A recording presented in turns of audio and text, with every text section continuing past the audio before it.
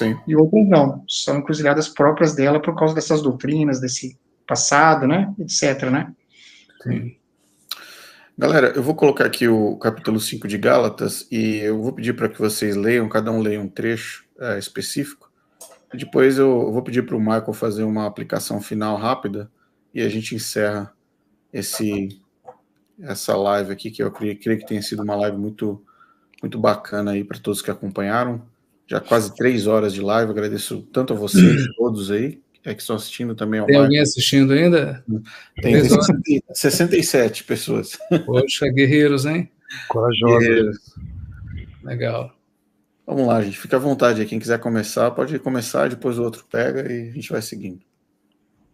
Eu vou ler os primeiros 2 versículos. Vou ler aqui na minha Bíblia. Fica mais fácil, tá? É a Almeida atualizada, tá? Ok. Para a liberdade foi que Cristo nos libertou. Permanecei, pois, firmes, e não vos submetais de novo a jugo de escravidão. Eu, Paulo, vos digo que, se vos deixar de circuncidar, Cristo de nada vos aproveitará. De novo declaro a todo homem que se deixa circuncidar que está obrigado a cumprir toda a lei. Vocês que procuram ser justificados pela lei separaram-se de Cristo, caíram da graça. Pois é mediante o Espírito que nós guardamos pela fé a justiça, que é a nossa esperança. Porque em Cristo Jesus nem circuncisão nem incircuncisão tem efeito algum, mas sim a fé que atua pelo amor. Vocês corriam bem. Quem os impediu de continuar obedecendo à verdade? Tal persuasão não provém daquele que os chama. Um pouco de fermento leveda toda a massa. Estou convencido no Senhor de que vocês não pensarão de nenhum outro modo. Aquele que os perturba, seja quem for, sofrerá condenação. Irmãos, se ainda estou pregando a circuncisão, por que continuo sendo perseguido? Nesse caso, o escândalo da cruz foi removido. Quanto a estes que os perturbam, quem dera que se castrassem. Irmãos, vocês foram chamados para a liberdade, mas não usem a liberdade para dar ocasião à vontade da carne. Ao contrário, sirvam uns aos outros mediante o amor. Toda a lei se resume num só mandamento: ame o seu próximo como a si mesmo. Mas se vocês se mordem e se devoram uns aos outros, cuidado para não se destruírem mutuamente. Digo, porém, andai no Espírito e jamais satisfareis os desejos da carne, porque a carne milita contra o Espírito, e o Espírito contra a carne, porque são opostos entre si, para que não façais o que, porventura, seja do vosso querer.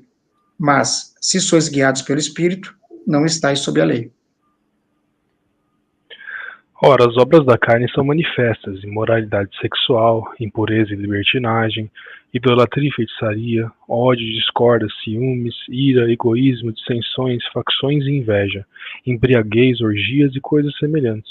Eu os advirto, como antes já os adverti: aqueles que praticam essas coisas não herdarão o reino de Deus. Mas o fruto do Espírito é amor, alegria, paz, paciência, amabilidade, bondade, fidelidade, mansidão e domínio próprio. Contra essas coisas, não há lei. Os que pertencem a Cristo os que pertencem a Cristo Jesus crucificaram a carne com as suas paixões e seus desejos. Se vivemos essas coisas, não há lei. Os que pertencem a Cristo Jesus crucificaram a carne com as suas paixões e os seus desejos. Se vivemos pelo Espírito, andemos também pelo Espírito. Não sejamos presunçosos, provocando uns aos outros e tendo inveja uns dos outros. Interessante que essa carta Paulo escreveu à igreja da Galácia, né? A Galácia ficava onde hoje é a Turquia, o sul da Turquia. E essa igreja, Paulo tinha fundado essa igreja em uma das viagens missionárias que ele fez. E ali tinha pessoas que tinham gregos, tinham celtas, tinham romanos e tinham também os judeus, que eram justamente os que estavam criando problema para que os outros fizessem parte do corpo de Cristo.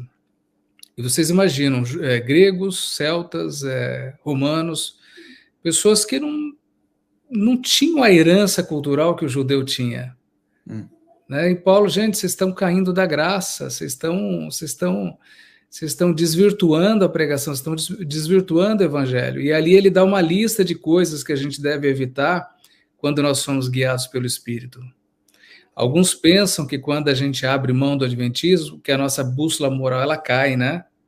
Eu já ouvi isso. Então agora pode roubar, pode matar, pode não sei o quê, pode não sei o quê. Já ouviram isso? Então agora pode descumprir todos os outros mandamentos, já que você pode descumprir o sábado também.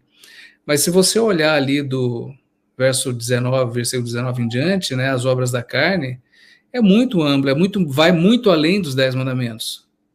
Porque os 10 mandamentos diz, não adulterarás. Só sobre os pecados de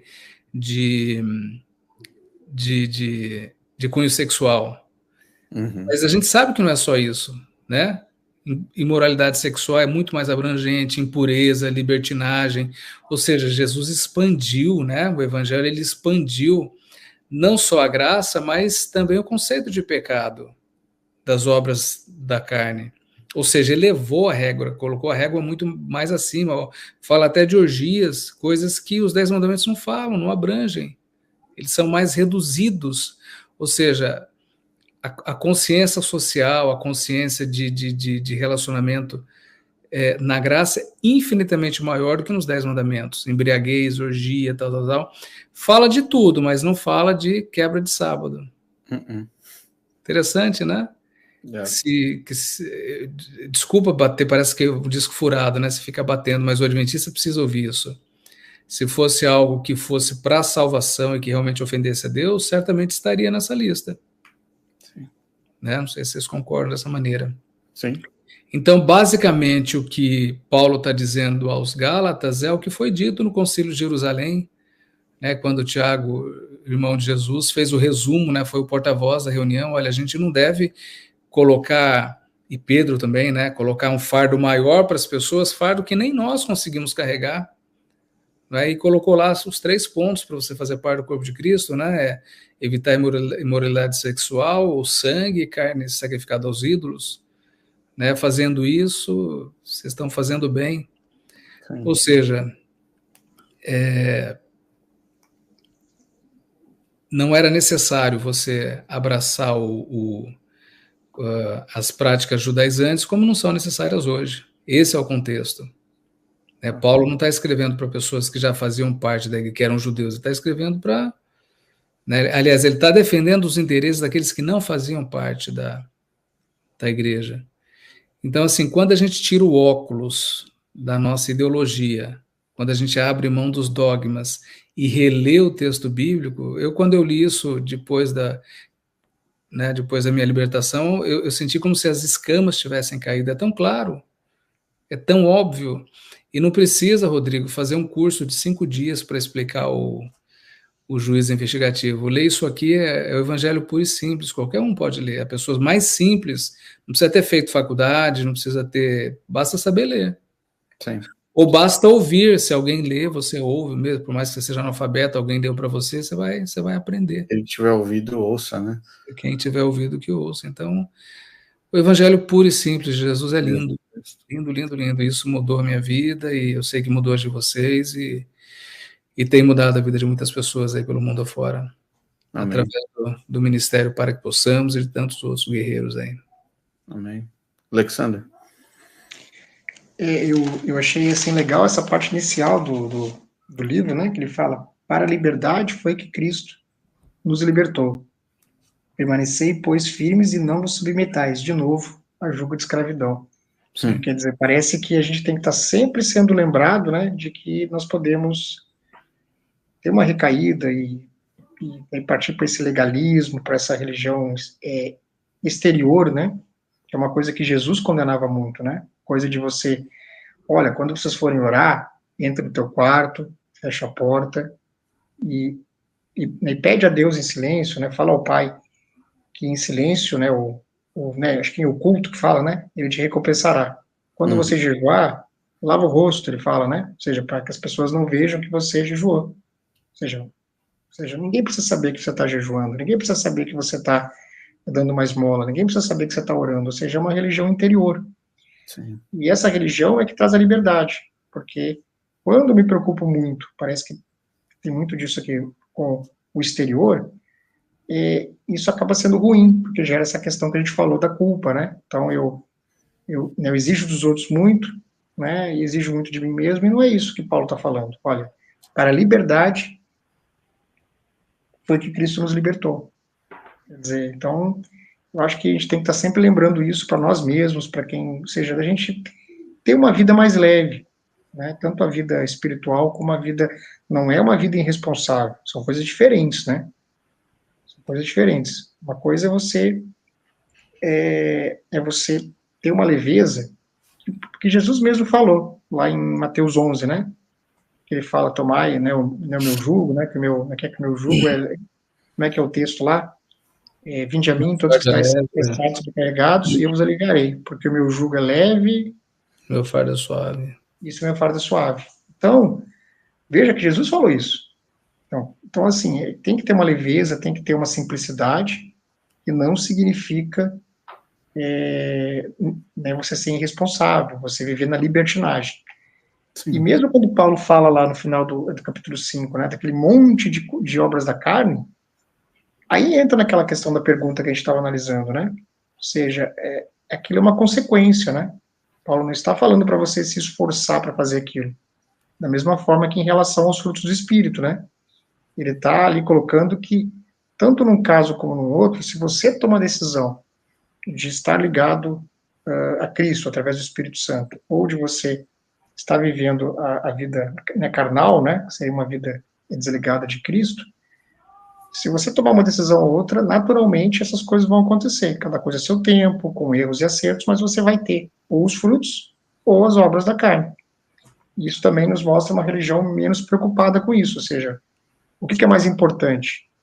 Não é as obras, não é os frutos. Eu estar ligado. Aquela história da videira lá de João 15, né? Sim. Então, acho que fica essa lição aqui nesse texto, da gente sempre estar vigiando para que a gente não retorne para essa religião. E isso pode acontecer em qualquer lugar. Então, claro que quando você está num ambiente, numa igreja, em que muito é falado dessa religião exterior, né, você vai ter mais dificuldade de ter uma vida mais leve, mais tranquila, né, com fardo mais suave, né? Talvez esse seja um problema do adventismo, não é? Nem sempre são as doutrinas o grande problema, é o ambiente. Ou seja, esse contexto também que as doutrinas acabam gerando, né? De muita cobrança. E quando você sai, você se sente livre. Porque você não conseguia ter essa... Por exemplo, no meu caso, eu consegui durante o adventismo enxergar um pouco desse evangelho.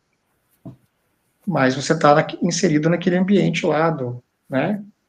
E aí fica difícil, né? Você está lá dentro, Sim. Você enxerga uma coisa, tem gente que enxerga também, mas o ambiente não é propício, né? Para você poder exercer essa liberdade. Então fica essa lição para a gente sempre está vigiando para não retornar com esse jugo de escravidão.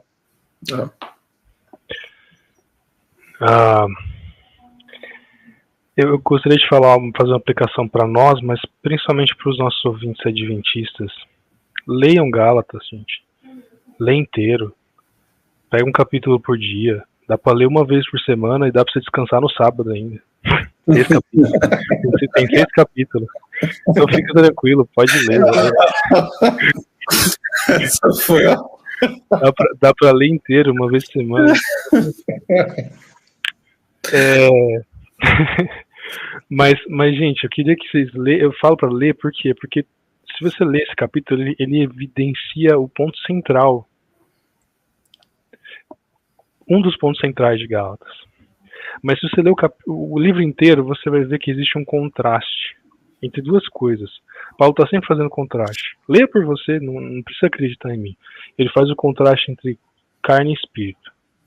Ele faz o contraste entre obras da carne e frutos do espírito. Ele faz o contraste entre o filho da escrava, que é Agar, e o filho da legítima, que é Sara. Ele faz vários contrastes. E isso aqui eu não estou tirando de um lugar aleatório, tá? Isso é uma explicação que eu ouvi pela primeira vez, eu li pela primeira vez no comentário do Timothy Keller sobre Gálatas, um livrinho aqui de 200 páginas, e depois meu pastor explicando esse comentário de uma forma mais clara.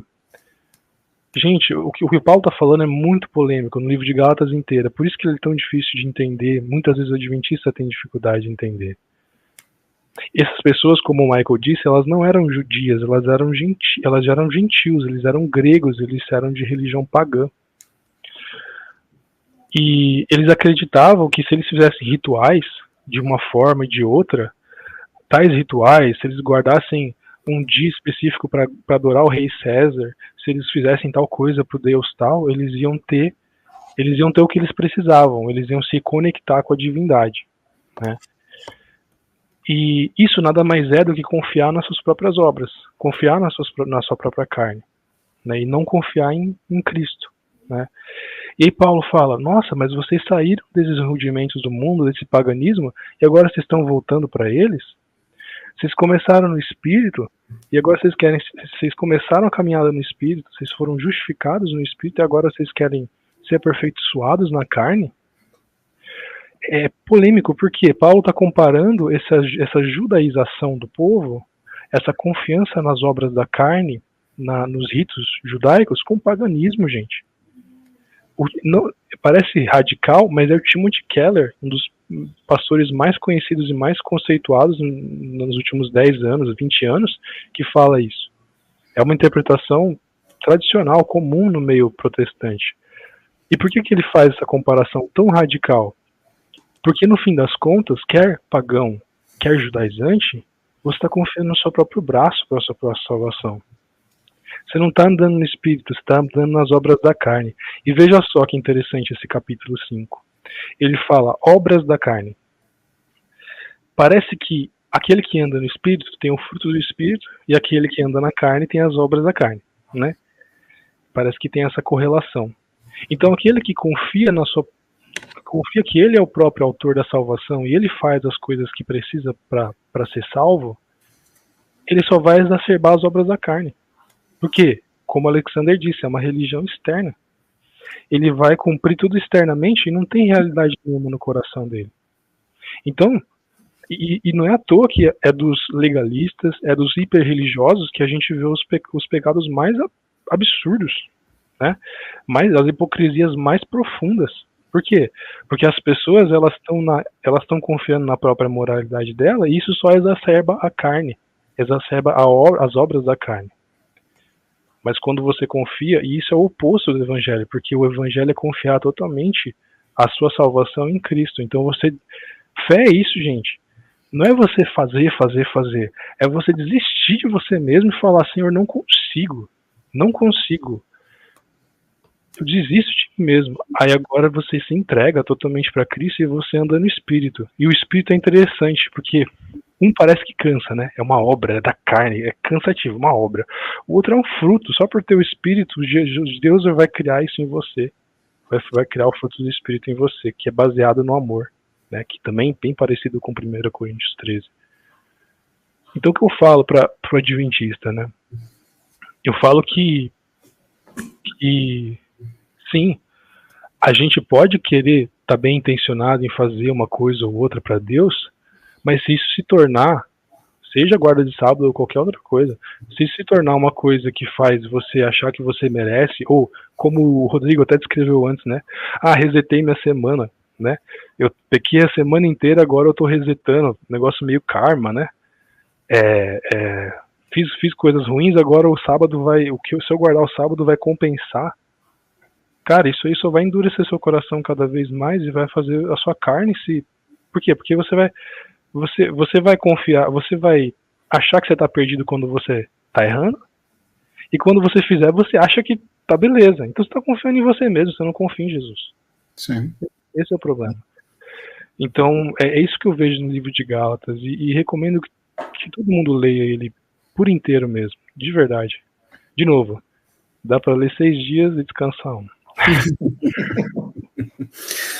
Muito bom, obrigado a todos vocês. Eu só falaria uma coisa aqui, que é, no caso, o versículo 18 do capítulo 5, Mas se vocês são guiados pelo Espírito, não estão debaixo da lei. É uma troca. E quando o Tiago fala, aquele que pecar em um pecado será julgado por todos, cairá em todos, é justamente isso que ele disse aqui no versículo 18. Você quer viver sobre a lei? Você vai ser julgado pela lei. O que você prefere, viver sobre o Espírito? Então, se você for guiado pelo Espírito, você não precisa mais estar debaixo da lei. E Gálatas, ele vai de frente contra o decreto dominical, porque o decreto dominical é uma obra. O decreto dominical é você tomar uma decisão deliberada a um suposto decreto, e essa decisão deliberada vai selar você para a salvação.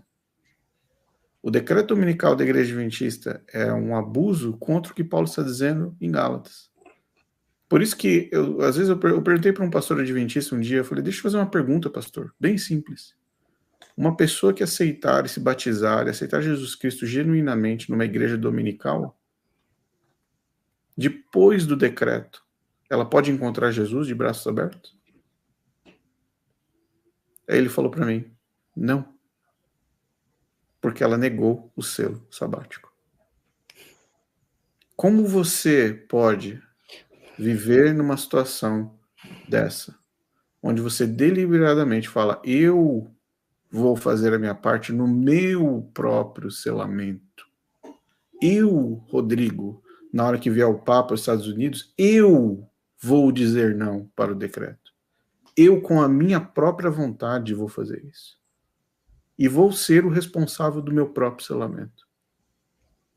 Quando, na verdade, no versículo 18 está dizendo, se vocês são guiados pelo Espírito, não estão debaixo da lei.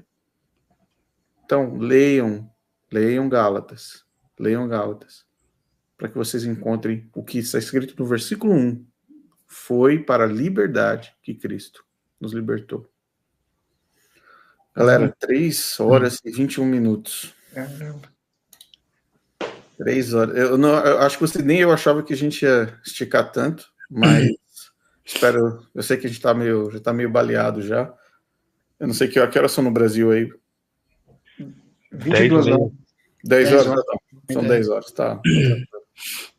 Um agradecimento de coração a todos vocês. Michael, muito obrigado. Alexander, muito obrigado. Henrique, muito obrigado pelo tempo de vocês, pela mente de vocês, pela influência que vocês têm e fizeram aqui nessa live. A gente tocou literalmente 360 graus aí de adventismo em vários aspectos e não seria possível sem participação de vocês. Muito